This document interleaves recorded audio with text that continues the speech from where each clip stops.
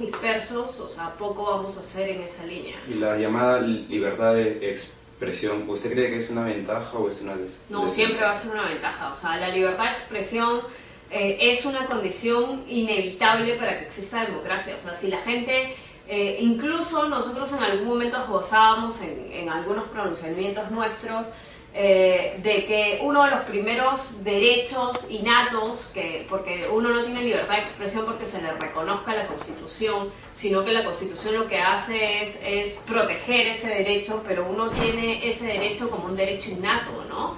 Entonces, cuando uno lo que tiene es libertad de expresión y tiene que ejercitar libertad de expresión, uno lo que está haciendo en suma es consolidar democracia. Si uno nace, lo primero que hace uno es gritar. Entonces la gente dice, esa es tu primera característica, tu primer ejercicio del derecho a expresarte, ¿no? O sea, si no te entiendan, te estás expresando. Entonces el primer derecho que ejercitas cuando naces es el de expresarte.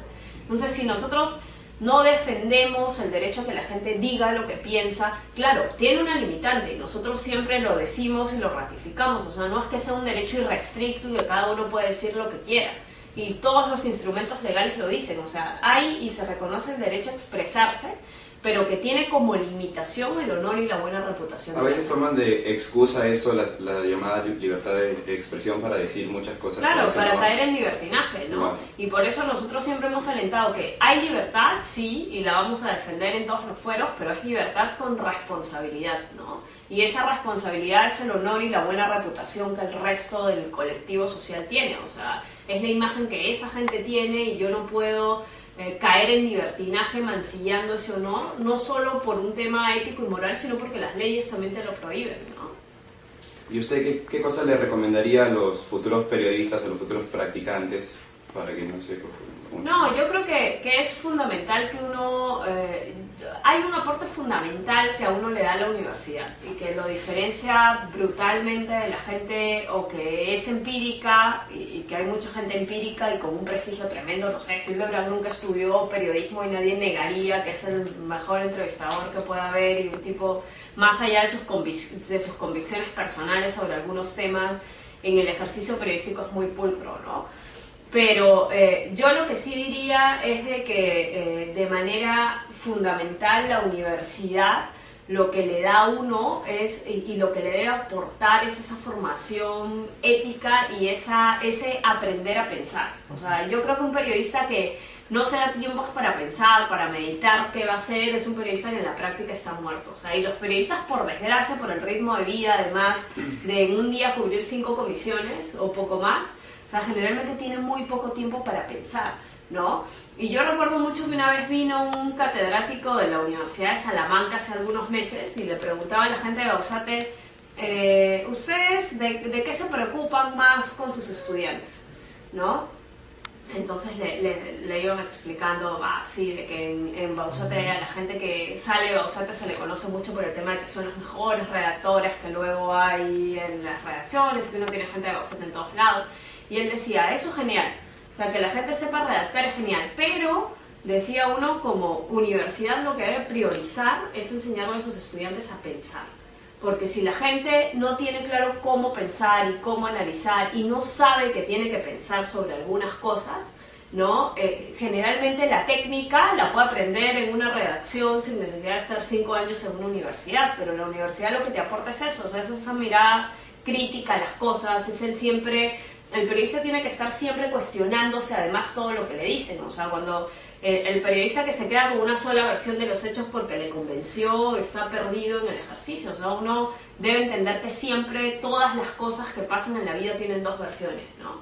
Y que esas 2 versiones hay que buscarlas porque no siempre están en la superficie de las cosas, sino que generalmente están en el subterráneo, que hay que buscarlas y que hay que cruzarlas y que hay que entregárselas a la gente para que ellos saquen sus propias conclusiones. ¿Y usted piensa que la mejor parte de ser periodista es ser reportero? O sea, ir a las noticias. Sí, yo creo que es la esencia del periodismo. O sea, toda la gente que hace periodismo tiene como etapas, ¿no? Y quizás hacia la etapa final uno siempre dice, no hay que limitarse solo con hacer periodismo de escritorio, que tiene una etapa en la vida, o sea, hay una etapa en la vida que hay que hacerlo, pero que lo que te da la esencia y la pasión del periodismo es la calle, ¿no?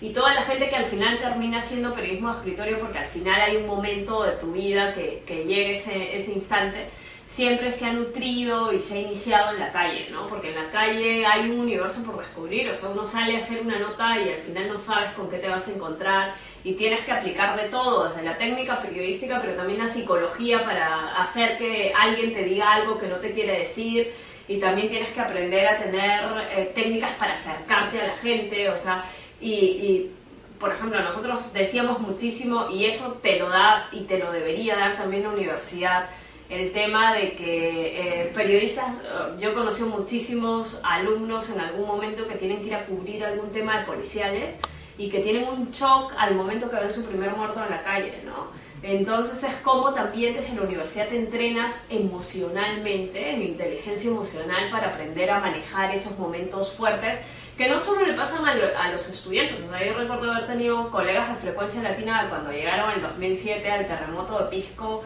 El reporte era un llanto total porque no podía creerse estar parada ahí rodeados de cadáveres. Entonces, ¿cómo te preparas emocionalmente para hacer esas coberturas y para que, a diferencia del ciudadano común, no te destroces y no te destruyas emocionalmente por ver una escena muy fuerte, sino que seas capaz de reponerte a eso, pero además informar imparcialmente de lo que está pasando, ¿no? Claro, bueno, y ya para terminar, una pregunta un tanto común, pero muy bonita. ¿Qué te gusta de ser periodista? Un montón de cosas. Pero yo creo que lo más... Yo siempre he creído que el periodismo es una pasión, ¿no? O sea, yo creo que cuando uno se emociona con lo que hace, que tiene mil ventajas, o sea, uno generalmente acaba sabiendo muchísimas cosas antes que mucha gente, tiene la posibilidad de conocer demasiadas culturas diferentes, o sea, incluso microculturas en la ciudad, pero yo creo que lo que a mí más me gusta de hacer esto es de que sí sientes de que con lo que haces todos los días estás aportando a cambiar determinadas realidades. Y no estoy diciendo a cambiar el mundo, o sea, eso capaz es muy utópico, pero por lo menos si tienes, no sé, por decirte cosas concretas, viene mucha gente con dramas personales muy fuertes o con denuncias o porque están siendo víctimas de la opresión del aparato estatal y vienen y te cuentan sus cosas y puedes hacer una nota y puedes publicarlo y puedes ver que esa publicación le está ayudando a cambiar su mundo familiar. O sea, eso hace que cuando uno se vaya a dormir pueda poner la cabeza tranquilo en la almohada sabiendo que ayudaste a un montón de gente con tu trabajo y con lo que a ti te gusta, ¿no? Entonces, más allá de la pasión que hay en todo lo que uno puede hacer, yo creo que el simple hecho que podamos ser factores que transformen realidades es increíble a nivel periodístico. No, Zuliana, muchas gracias por tu tiempo, por haber compartido tus experiencias con nosotros y por esta hermosa lección, ¿no? de valorar el periodismo tal y como es. Para la Palabra del Mudo fuimos Carlos Tello y Miguel Ángel Lozano.